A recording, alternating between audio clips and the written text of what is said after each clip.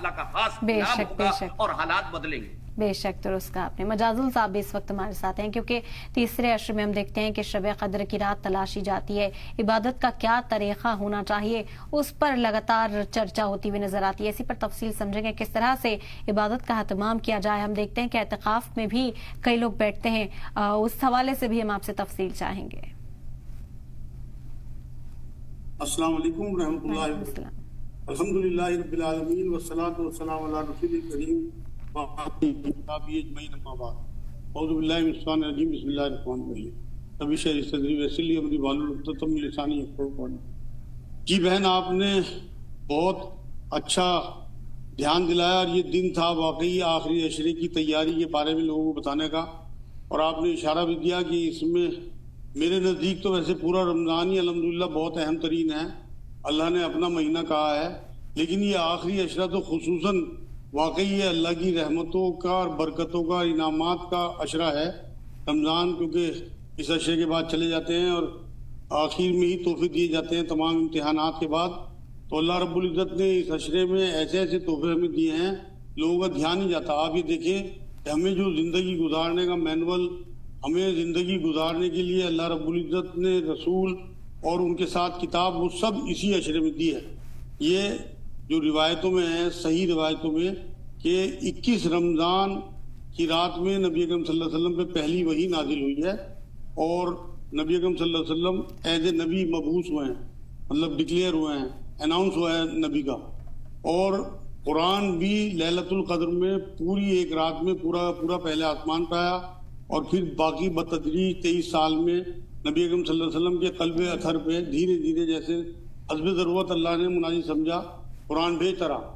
تو یہ جو آخری عشرہ ہے، اس میں اپنے اللہ کے آگے گڑ گڑانے کا بہترین طریقہ یہ ہے کہ اللہ نے ابھی ہمارے سامنے چند گھنٹے رکھے ہوئے ہیں، اس میں ہم اپنے کام نمٹا لیں. جو لوگ بھی کر سکتے ہیں وہ اس آخری عشرے کا اعتکاف کریں، جو نبی اکرم صلی اللہ علیہ وسلم کی بڑی سنت ہے. ہر سال کیا، اور جب ایک سال نہیں کر پائے تو اگلے سال 20 دن کا کیا. تو اعتکاف جو ہے یہ ایک ایسی عبادت ہے کہ آدمی اپنا سب کچھ چھوڑ چھاڑ کے اللہ کے در پہ پڑ جاتا ہے، اور اللہ یہ ٹیچ کرنا چاہتا ہے اعتکاف کے ذریعے ہمیں کہ تم اپنا سب کچھ چھوڑ کے چند کپڑے لے کے مسجد میں پڑ گیا آگے، اور تمہارے پیچھے تمہارا کاروبار، تمہارا گھر، تمہارے ہر ایکٹیویٹی اسی طرح چلتی رہی. اور اللہ نے ہمیں اس سے یہ میسج دیا ہے کہ اب بھی تمہارے پیچھے 10 دن تم وہاں نہیں ہو تب بھی سب کچھ چلتا رہا اسی طرح سے. اس کا مطلب تم نہیں چلا رہے تھے، کوئی اور ہی چلا رہا تھا، اور وہ اللہ ہے، اور اسی طرح سے وہ تمہارے بعد بھی اسی طرح چلاتا رہے گا. اس لیے اپنی آخرت کی تیاری کرو. دوسری بات یہ ہے کہ میں ریکویسٹ کروں گا جو لوگ بھی میری بات سننے کے بعد فیصلہ کریں اعتکاف کا، کہ اس اعتکاف میں میکسیمم قرآن کا ترجمہ پڑھیں. تلاوت چاہے 1-2 رکوع کی کر لیں، لیکن ترجمے کی کوشش یہ کریں کہ 3 پاروں کی کوشش کریں. اگر ابھی تک قرآن نہیں پڑھا ترجمے سے، پڑھتے چلے جائیں، بالکل پرواہ نہ کریں کہ سمجھ میں آ رہا ہے نہیں آ رہا ہے.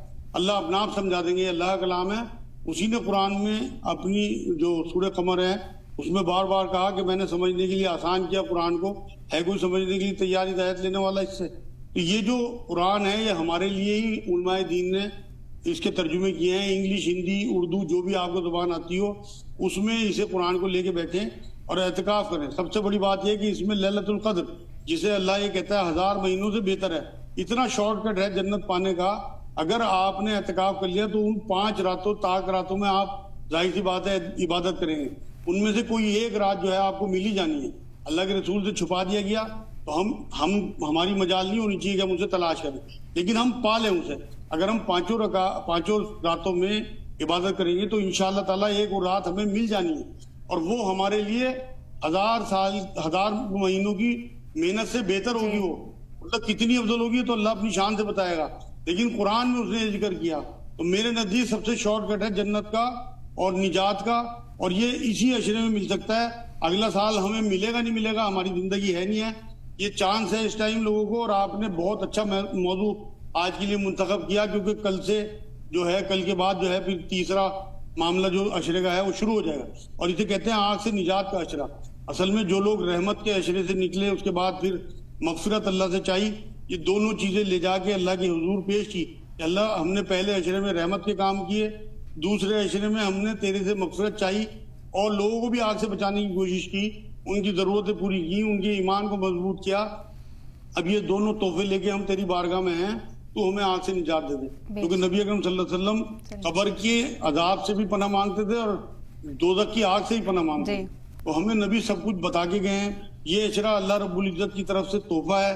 اگر واقعی لوگوں کو یہ بات سمجھ میں آ جائے کہ اس عشرے, یہ جو پورے رمضان کا جز ہے, اور آپ یقین کریں جو بڑے بزرگ ہیں, میں نے تو یہاں تک پڑھا ہے کہ وہ بے زار و قطار روتے تھے جب یہ عشرہ جانے والا ہوتا تھا کہ اب رمضان جا رہا ہے, اگلی زندگی ہمیں ملے نہ ملے.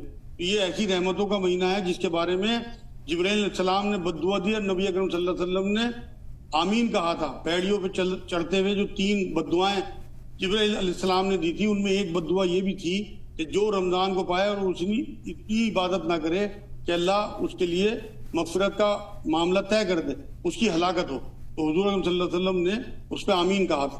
تو یہ عشرہ اللہ کی طرف سے ہمارے لیے تحفہ ہے, اور آپ لوگوں کو اجر دے اللہ پاک کہ آپ نے ایسا موضوع رکھا.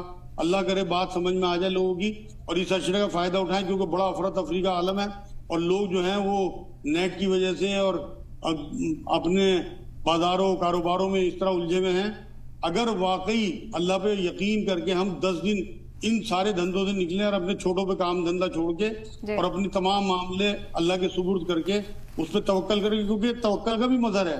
اگر ہم یہ توکل کر کے اللہ پہ کہ اللہ ہمارا سب کام اسی طرح چلاتا رہے گا, تو آپ یقین کریں آپ کے کاروباروں میں, آپ کے بچوں میں, آپ کے گھر بار میں اتنی برکت ہوگی اس اعتکاف کی وجہ سے, کیونکہ آپ